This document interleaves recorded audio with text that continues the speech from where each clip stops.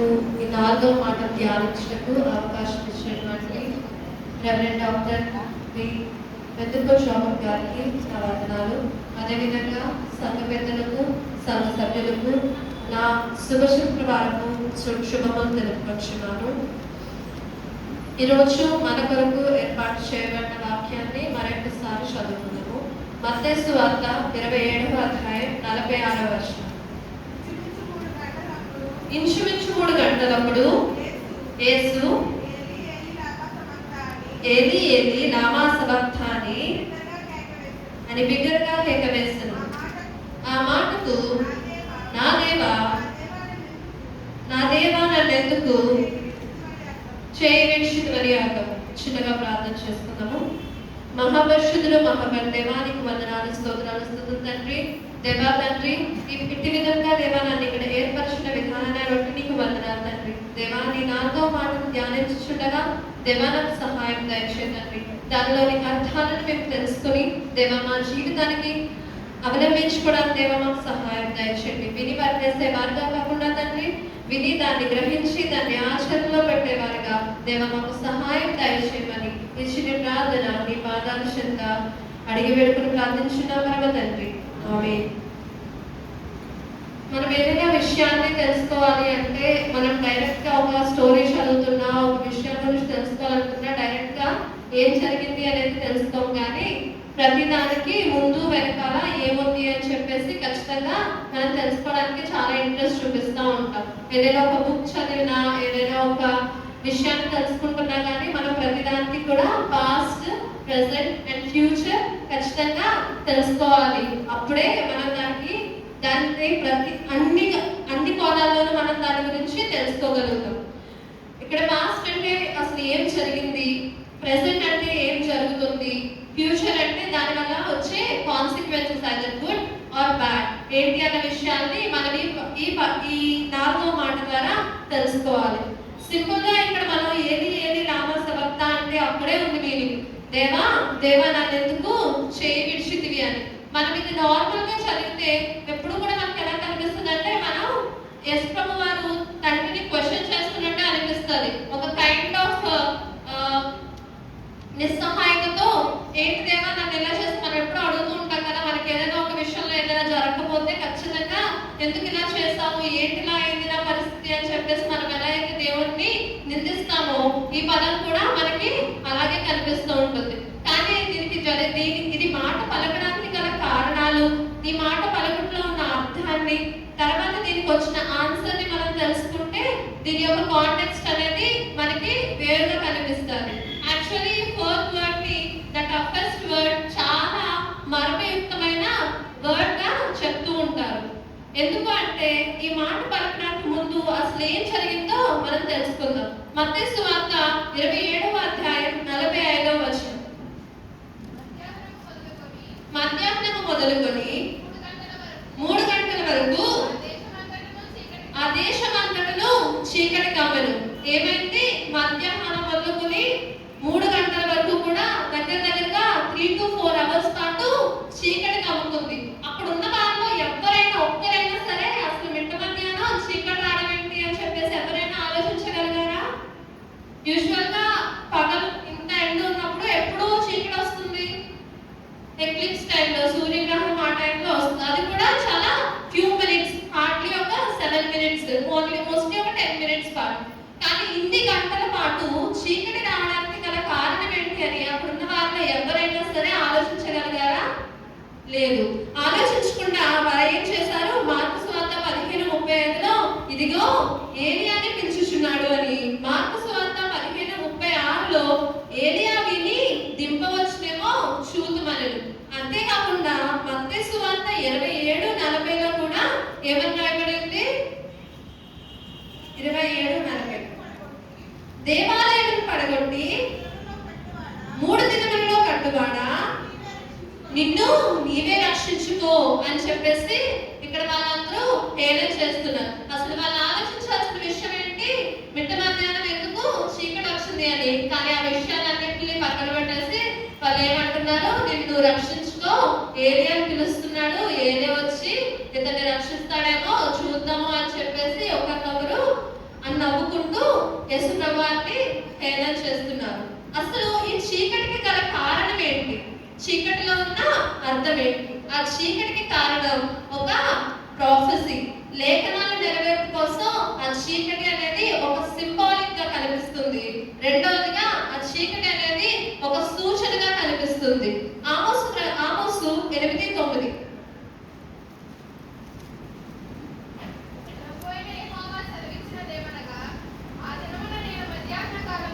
ఆ దినమున నేను మధ్యాహ్న కాలమందు సూర్యుని అస్తమింప చేయుదును, పగటి వేళల భూమికి చీకటి కమ్మ చేయుదును. ఇక్కడ ఏమని చెప్తుంది? ఆ దినమున. ఆ దినమున అంటే ఏంటి? యేసు ప్రభువాన్ని సిలువ వేయే దినమున గురించి ఆమోసు గ్రంథంలో ఆల్రెడీ రాయబడి ఉంది. It's a prophecy. ఆ చీకటి అనేది ఒక సింబాలిక్ గా ఒక ప్రాఫెసీని తెలియజేస్తుంది. ఇక్కడ ఆమోసు గ్రంథంలో ఆ దినము అని రాయబడి ఉంది అంటే అది సిలువ వేయబడిన దినం గురించి ఆల్రెడీ రచింపబడి ఉంది. కానీ వీళ్ళేం చేస్తున్నారు? ఆ విషయాన్ని గ్రహించక దాన్ని వెకిలిగా హేళన చేస్తున్నారు. రెండవదిగా యెషయా 13:10 రాయబడి ఉంటుంది, ఆకాశ నక్షత్రములు నక్షత్ర రాశులను తమ వెలుగు ప్రకాశింపనీయవు, ఉదయకాలమున సూర్యుని చీకటి కమ్మును, చంద్రుడు ప్రకాశింపడు. ఇక్కడున్న సందర్భం రెండవ రాకడ గురించి చెప్పేదైనా సరే ఇక్కడ దేవుని యొక్క ఉగ్రతను గురించి తెలియజేస్తుంది. సో ఇక్కడ చీకటి అనేది మొట్టమొదటిగా లేఖనాల నెరవేర్పు కోసం ప్రాఫెసీగా కనిపిస్తుంది. రెండవదిగా దేవుని యొక్క ఉగ్రతను సూచిస్తుంది. Darkness is a moral symbol of prophecy and gods are fathers anger అని చెప్పేసి ఇక్కడ మనకి కనిపిస్తుంది. చీకటికి వచ్చిన సూచన లేదంటే అర్థం మనం ఇప్పుడు తెలుసుకున్నాం కదా. మరి ఇక్కడ దేవా దేవా నన్ను ఎందుకు చేయి విడిచితివి అన్న పదానికి వచ్చి is it a question or answer? ఇది క్వశ్చనా ఆన్సరా? సే క్వశ్చన్. ప్రతి క్వశ్చన్ కి కూడా ఒక కారణం ఉంటుంది, ప్రతి క్వశ్చన్ కి కూడా ఒక అర్థం ఉంటుంది. And every question deserves A answer. ఆ ఆన్సర్ కి ఆ క్వశ్చన్ కి ఒక జవాబు ఖచ్చితంగా ఉంటుంది. మొట్టమొదటిగా ఆ క్వశ్చన్ రావడానికి గల కారణాలు ఏంటో చూద్దాం. It's out of pain. మానవునిగా ఆయన జన్మించి ఎంతో బాధను ఒంటరితనాన్ని అనుభవిస్తూ ఆయన పలికిన ఈ మాట హెబ్రీ గ్రంథం 13:5 రాయబడి ఉంటుంది.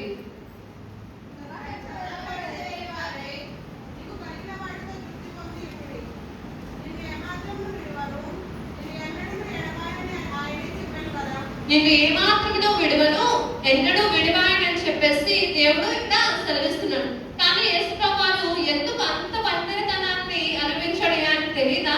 యేసు ప్రభువుకి తెలీదా? ఎప్పుడు కూడా తండ్రి నాతోనే ఉంటాడు అన్నాడు, ఎప్పుడు కూడా నన్ను విడువనన్న దేవుడు నన్ను విడిచిపెట్టేశాడా అని చెప్పేసి దేవుడు యేసు ప్రభువు అనుకుని ఉంటారా?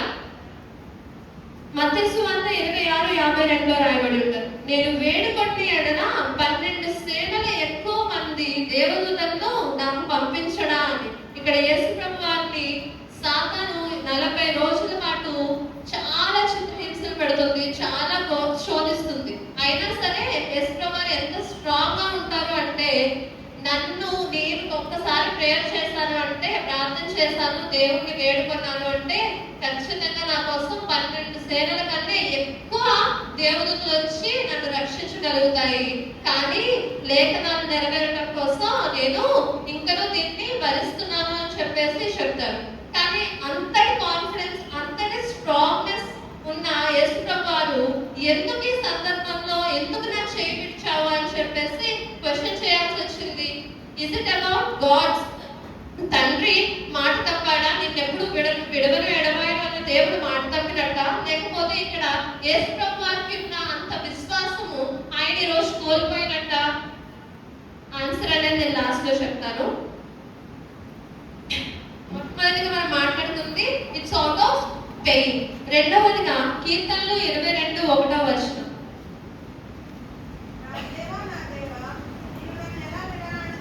నా దేవా నా దేవా నీవు నన్ను ఎలా విడనాడితివి. ఇక్కడ ఆల్రెడీ ప్రాఫెసీగా ఏం కనిపిస్తుంది? లేఖనాల్లో ఆల్రెడీ రాయబడి ఉంది. ఎందుకు నా చేయి విడిచిపెడతావు అని చెప్పేసి ఫ్యూచర్ లో పలుకుతారు అని చెప్పేసి ఆల్రెడీ ఇక్కడ రాయబడి ఉంది. Secondly it's all about ప్రొఫెసీ. మూడవదిగా ఆయన ఆ ఎడబాటును, తండ్రికి మరియు కుమారుడికి మధ్య వచ్చిన ఆ ఎడబాటును ఆయన భరించలేక ఆ విధంగా పలకడం అనేది జరిగింది. సో దీనికి మనకి 3 కారణాలు ఏంటి? ఇట్స్ అవుట్ ఆఫ్ పెయిన్, బాధ, ఒంటరితనము, ఎడబాటు మరియు లేఖనాల నెరవేర్పు కోసం వచ్చిన ప్రొఫెసీగా మనం చూస్తున్నాం. మరి రెండవదిగా ఈ మాటకు గల అర్థం ఏంటి అంటే, నిజంగా దేవుడు దేవా నా చేయి విడిచిపెట్టామని అడిగాడు కదా, నిజంగా దేవుడు చేయి విడిచిపెట్టాడా? యెషయా గ్రంథము 59:2. మీ పాపములు ఆయన ముఖమును మరుగుపరచెను, ఆయన ఆలకింపకున్నాడు. ఇక్కడ మీ దోషములు మీకును మీ దేవునికి అడ్డముగా వచ్చెను. ఇక్కడ దోషములు పాపములు కూడా దేవునికి మనకు మధ్య ఒక అడ్డుగోడగా, ఒక సెపరేషన్ గా మనకి కనిపిస్తుంది. మరి దేవుడు ఎప్పుడు కూడా పాపాన్ని చూడడానికి ఇష్టపడ్డు, పాపంతో నిండిన వారిని చూడడానికి ఇష్టపడ్డు. He doesn't like sin and doesn't want to see the sinners. So ఈ పాపం అనేది ఎప్పుడైతే నీకు దేవునికి మధ్య అడ్డుగోడగా నిలుస్తుందో అప్పుడు దేవుడు ఖచ్చితంగా మన మొరల్లో మనల్ని ఆలకింపడు, మన చేతిని విడిచిపెడతాడు. హబక్కూకు 1:13 రాయబడి ఉంటుంది, నీ కనుదృష్టి దుష్టత్వము చూడలేనంత నిష్కలంకమైనది కదా. దేవుడు ఎప్పుడు కూడా పాపాన్ని చూడడానికి ఇష్టపడ్డు, పాపాలతో నిండి ఉన్న వారిని చూడడానికి ఇష్టపడ్డు. అదే విధంగా ఎప్పుడైతే దేవుని యొక్క మన పాపములు దేవుని మీద, యేసు ప్రభు వారి మీద మోపబడి ఉన్నాయో ఆ రోజు దేవుడు అతని నుంచి తన ముఖాన్ని త్రిప్పుకున్నారు. ఆయన తండ్రి ఆయన్ని చూడలేకపోయాడు, తన ప్రియ కుమారుడి చేతిని ఆయన విడిచిపెట్టాడు. నిజంగా దేవుడు యేసు ప్రభు వారు ఈ సిచ్యువేషన్ కి ఇష్టపడి ఒప్పుకున్నారా? Is he ready for all these things? లూకా సువార్త 22:42.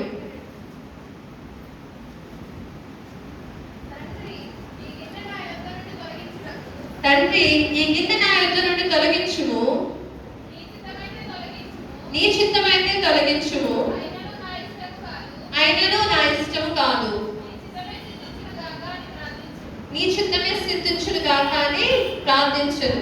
ఇక్కడ ఏం చెప్తాను? ఇక్కడ గిన్నె అంటే ఏంటి? జరగబోయే సంగతులు, జరగబోయే సిచ్యువేషన్ గురించి యేసు ప్రభువారు ప్రార్థిస్తున్నారు. నీ చిత్తమైతే ఈ గిన్నె నా నుంచి తీసివేయి తండ్రి, నీ చిత్తమైతే ఇది నా నుంచి తీసివేయి. ఎందుకు అడుగుతున్నారు? ఆ ఒంటరితనాన్ని, ఆ బాధను, ఆ ఎడబాటును ఆయన భరించలేరు అని చెప్పి ఆయన ముందే తెలుసు కాబట్టి ఆయన అడుగుతున్నారు. కానీ ఇది నాకు ఇష్టం లేదు, he is not willing to do this things. ఎందుకంటే ఇట్స్ నాట్ అబౌట్ ఆయన బాధపడాలి, ఆయన కొరడా దెబ్బలు తినాలి, ఆయన శిలువలో మరణం, ఇదన్ని విషయాల గురించి కాదు. కానీ ఎక్కడైతే యేసు ప్రభు వారి చేతిని తండ్రి విడిచిపెడతాడా అన్న భయంతో ఆయన నాకు ఇది ఇష్టం లేదు, హీఈస్ నాట్ విల్లింగ్, ఆయనను నా ఇష్టము కాదు నీ చిత్తమే సిద్ధించుగాక. ఇక్కడ ఆయన యొక్క ఒబీడియన్స్ మనకు కనిపిస్తుంది, ఇక్కడ ఆయన యొక్క విధేయత కనిపిస్తుంది. ఇది నా వల్ల అయితే కాదు, కానీ ఇది నీ చిత్తానికి జరగాలని రాసిపెట్టుంటే ఖచ్చితంగా ఇది జరగనివ్వు అని చెప్పేసి తండ్రిని ఆయన ఆల్రెడీ ముందే వేడుకోవడం అనేది మనం చూస్తాము. ఈ విధంగా మనకు దీనికి కలిగిన అర్థం ఏంటి అంటే, పాపం అనే అడ్డుగోడ, మన పాపము అనే అడ్డుగోడ దేవుని మీద మోపబడడం వల్ల ఆయన తన ముఖాన్ని త్రిప్పుకున్నాడు. అదే విధంగా కుమారుడి చేతిని సైతం విడిచిపెట్టాడు.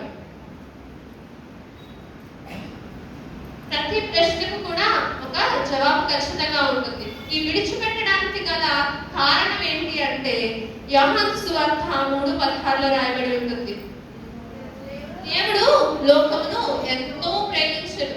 దేవుడు ఎంతగా ప్రేమించాడు అంటే లోకమును, ఆయన ఎంతో ఇష్టమైన తన కుమారుని చేతిని కూడా విడిచిపెట్టేసే అంత గొప్పగా మనల్ని ఇష్టపడుతున్నారు. రోమాలో రాయబడి ఉంటుంది 8:31-32. దేవుడు మన పక్షమున ఉండగా మనకు విరోధి ఎవడు? తన సొంత కుమారుని అనుగ్రహించుటకు వెలుగుతీయక మనందరి కొరకు ఆయన అప్పగించిన వాడు, ఆయనతో పాటు సమస్తమును మనకెందుకు అనుగ్రహింపడు. ఇక్కడ ఏమి రాయబడింది? మన పక్షముగా ఉండగా మనకి విరోధి ఎవరవుతాడు? మనల్ని ఎంతగా ప్రేమించారు అంటే, తను ఎంతో ప్రేమించిన తన యొక్క కుమారుడిని, తన పట్ల ఎంతో విశ్వాసంతో, తన పట్ల ఎంతో కరెక్ట్ గా పర్ఫెక్ట్ గా జీవించినటువంటి తన కుమారుడిని సైతం మన కోసం విడిచిపెట్టే అంత గొప్పగా ఇష్టపడే దేవుడు మనల్ని మనకి అడిగిన విషయాన్ని చేయకుండా ఎందుకుంటాడు? కానీ ఏది మనకి అడ్డుగా వస్తుంది? మనకి దేవునికి పాపం అనేది అడ్డుగా వస్తుంది. ఆ పాపం ఏ రోజైతే నీ నుంచి నా నుంచి తీసివేయబడతాదో ఆ రోజు దేవుడు ఖచ్చితంగా ఆయన చేతుల్ని మన కోసం ఇస్తాడు. మన చేతిని ఆయన ఖచ్చితంగా పట్టుకుని నడిపిస్తారు. ఇదంతా ఎందుకు జరగాలి అంటే, దేవుడు ఎందుకు ఇదంతా జరగనిచ్చాడు అంటే కేవలం కారణం ఏంటి? లోకరక్షణ, పాప క్షమాపణ కోసం. ఇది జరగకపోతే లోకరక్షణ అనేది వచ్చేది కాదు, పాప క్షమాపణ అనేది ఖచ్చితంగా వచ్చేది కాదు. ఇదంతా కూడా జరగడానికి తండ్రి ఏం చేశారు? తన కుమారుని బాధ పెట్టాడు, ఒంటరిగా వదిలేశారు. ఎంతో బాధతో ఎడమాటును యేసు ప్రభువారు భరించారు. అదే విధంగా పాపం అనే అడ్డు కూడా ఉండడం వల్ల, మన పాపముల వల్ల ఆయన తన కుమారుని కూడా విడిచిపెట్టాడు. మన పాపం వల్ల ఆయన తన ముఖమును త్రిప్పుకున్నాడు. అదే విధంగా అలా విడిచిపెట్టడానికి డెఫినెట్ గా ఒక కారణం ఉంది. ఆ కారణం ఏంటి? లోకరక్షణ మరియు పాప క్షమాపణ. నేను ముందుగా చెప్పినట్టే ఇది చాలా టఫెస్ట్ వర్డ్. సో నేను ఒక చిన్న స్టోరీతో దీన్ని ఒక కన్క్లూషన్ తీసుకురావడానికి ట్రై చేస్తాను. ఒక ఊర్లో ఒక తండ్రి కుమారులు ఇద్దరు ఉన్నారు. తండ్రికి కుమారుడు అంటే చాలా ఇష్టం, కుమారుడికి తండ్రి అంటే చాలా చాలా ఇష్టం. కానీ ఒక రోజు ఏం తెలిసిందంటే, కుమారుడికి ఒక చాలా ప్రాణాంతకమైన ఒక వ్యాధి ఉంది అనే విషయాన్ని తెలిసిందన్నమాట. అది తెలిసినప్పుడు తండ్రి చాలా బాధపడతాడు. ఏం చేయాలి అని చెప్పి డాక్టర్స్ అడిగినప్పుడు ఏం పర్లేదు, ఒక సర్జరీ చేస్తే ఆయనకి కుమారుడిని కొడుకుకి మొత్తం అంతా సెట్ అయిపోతుంది, ఇట్స్ క్యూరబుల్ అని చెప్పేసి చెప్తారు అన్నమాట. చెప్పినప్పుడు ఆ సర్జరీకి తీసుకెళ్ళడానికి ఆపరేషన్ థియేటర్కి స్ట్రెచర్ మీద తీసుకెళ్తా ఉంటారు. తీసుకెళ్తున్నప్పుడు డాక్టర్స్ చెప్తారు, మీరు ఇక్కడ ఆగిపోవాలి, లోపలికి రావడానికి అలౌడ్ లేదు అని చెప్తారు అన్నమాట. చెప్పినప్పుడు ఆ కొడుకు తన తండ్రి చేతిని గట్టిగా పట్టుకుని, నాన్న నువ్వు నన్ను విడిచిపెట్టొద్దు, నువ్వు కూడా లోపలికి రా, నాకు చాలా భయంగా ఉంది, నేను చాలా అలోన్ గా ఫీల్ అవుతాను, నాకు ఇష్టం లేదు, నాకు చాలా భయంగా ఉంది, నువ్వు లోపలికి రా అంటే బలవంతంగానే డాక్టర్స్ ఆ చేతిని విడిచిపెట్టి తనని లోపలికి తీసుకెళ్తారు. అప్పుడు లోపలికి తీసుకెళ్ళా తన కొడుకు ఎవరు ఫీల్ అవుతాడంటే, ఏంటి నా తండ్రి ఇంత కఠినంగా ఉన్నాడు, నాకు భయం వేస్తుందని చెప్పినా సరే నా చేయి విడిచిపెట్టి డాక్టర్స్ మాట విని బయట ఉండిపోయాడు కానీ నాతో పాటు లోపలికి రాలేదు అని చెప్పేసి ఆయన నా కొడుకు అనుకుంటూ ఉంటాడు. కానీ తనకి బయట ఉన్న తండ్రికి మాత్రమే తెలుసు ఆ చేయి విడిచిపెట్టడంలో ఎంత బాగుంది అని. కానీ బయట ఉన్న తండ్రి లోపల తన కొడుకు అనిపిస్తున్న బాధ తెలుసు, భయం తెలుసు, ఒంటరితనం తెలుసు, అన్ని తెలుసు. కానీ ఆ సర్జరీ జరిగితేనే తన కొడుకు బ్రతుకుతాడు. సర్జరీ జరగాలంటే కొద్దిసేపు కుమారుని చేయి విడిచిపెట్టాలి, బయటికి వెళ్ళాలి. ఇక్కడ ఆ అబ్బాయి ఎలా అయితే భయపడ్డాడో, ఆ సర్జరీ అనే ప్రాసెస్ కోసం ఎంత భయపడ్డాడో, తండ్రి కూడా, దేవుడు కూడా, యేసుప్రభువు వారు కూడా అంతే భయపడ్డారు. ఎలాంటి ఒంటరితనం అయితే ఆ అబ్బాయి ఫీల్ అయ్యాడో, అలాంటి ఒంటరితనం, అలాంటి బాధ, అలాంటి పెయిన్ యేసుప్రభువు వారు కూడా గో త్రూ అయ్యారు. అదే విధంగా ఇన్ ద కాంటెక్స్ట్ ఆఫ్ తండ్రి వైపు నుంచి మనం ఆలోచిస్తే, ఆ తండ్రి కూడా ఆ చేతిని విడిచిపెట్టడానికి చాలా బాధను అనుభవించాడు. బయట ఉండి చాలా కూడా కృంగిపోయాడు. ఇప్పుడు మనకి ఇష్టమైన వాళ్ళకి చిన్న దెబ్బ తగిలితేనే మనం చూడలేము. అలాంటిది తన కొడుకుకి అంత పెద్ద సర్జరీ జరుగుతుందంటే ఆ తండ్రి చూసి తట్టుకోగలుగుతాడా? చూసి తట్టుకోలేదు. కాకపోతే ఏంటంటే ఒక టెంపరీగా తను ఆ గ్యాప్ అనేది తీసుకున్నాడు. ఆ టెంపరీ గ్యాప్ వల్ల ఏం జరిగింది? It's all for good. ప్రతిదీ కూడా ఏం జరిగినా సరే మన మంచిగా అంటారు కదా. ఆ చేయి విడిచిపెట్ట కొంతసేపు ఆ టెంపరీ లీవింగ్ అనేది ఖచ్చితంగా ఏం చేసింది? ఆ కొడుకు యొక్క ప్రాణాన్ని కాపాడింది. ఆ సర్జరీ అనే ప్రాసెస్ ఏంటి అంటే, ఇట్స్ నథింగ్ బట్ దేవుడు మన కోసం సిలువలో బలియాగం అవడమే ఆ సర్జరీ అనే ప్రాసెస్. ఆ కుమారుడు ఎలాంటి బాధనైతే అనుభవించాడో, ఆ బాధే తండ్రి కూడా, యేసుప్రభువు వారు కూడా అనుభవించాడు. ఆ తండ్రి ఎలాంటి బాధనైతే అనుభవించాడో, ఆ తండ్రి కూడా అదే విధమైన బాధని అనుభవించాడు. ఈ అన్నిటికీ కూడా ఈ నన్ను ఎందుకు విడిచితివి అన్న మాటల్లో వేదన మనల్ని దేవునికి దగ్గర చేయడానికి ఆయన పడిన నరక యాతనను గుర్తు చేస్తుంది. మన జీవితంలో కూడా కొన్నిసార్లు దేవుడు మన ప్రార్థన వినడం లేదు, నాకు ఇది జరగట్లేదు, అది జరగట్లేదు, ఇది అవ్వట్లేదు అని చెప్పేసి చాలా సార్లు దేవుని నిందిస్తాము. కానీ ప్లేస్ ప్రకారం దేవుని నిందించలేదు.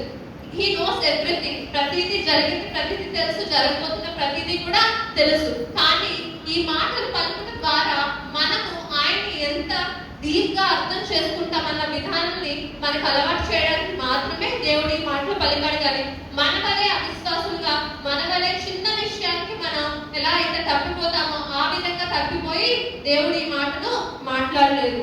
ఇక్కడ మనం తెలుసుకోవాల్సింది ఏంటంటే, ఇంకా కూడా మన పాపాలు దేవునికి మనకి మధ్య అడ్డుగోడగా ఉన్నాయా అని మనం పరిశీలించుకోవాలి. ఇక్కడ దేవా దేవా నా చేయి ఎందుకు విడిచితివి అన్న పదంలో ముందుగా it's a word of pain. ఆయన యొక్క బాధని, ఆయన యొక్క ఒంటరితనాన్ని, లోన్లీనెస్ ని మరియు ఎడబాటుని, సెపరేషన్ ను, like partition, obedience, God's will acceptance, విధేయతను, సాక్రిఫైస్, ఆయన యొక్క త్యాగాన్ని, ఫర్గివ్నెస్ ఆఫ్ సిన్స్, పాప క్షమాపణను, ప్రొటెక్షన్ ఆఫ్ ద వరల్డ్, లోక రక్షణను తెలియజేస్తుంది. ముందుగా మనం తెలుసుకుందేంటి, చీకటిని గురించి తెలుసుకుందాం. చీకటి అనేది దేనికి సూచనగా ఉంది? ఫర్ ప్రాఫెసీ అండ్ దేవుని యొక్క ఉగ్రతను గురించి సూచిస్తుంది. ఈ క్వశ్చన్ కి గల కారణం ఏంటి? ఆయన యొక్క బాధ, ఒంటరితనం మరియు ప్రాఫెసీ. దీనికి అర్థం ఏంటి అంటే పాపం అనే అడ్డుగోడ. అండ్ ఫైనలీ దీని యొక్క ఆన్సర్ ఏంటి అంటే it's all about love of God. దేవుడు మనల్ని ఎంతో ప్రేమించాడు.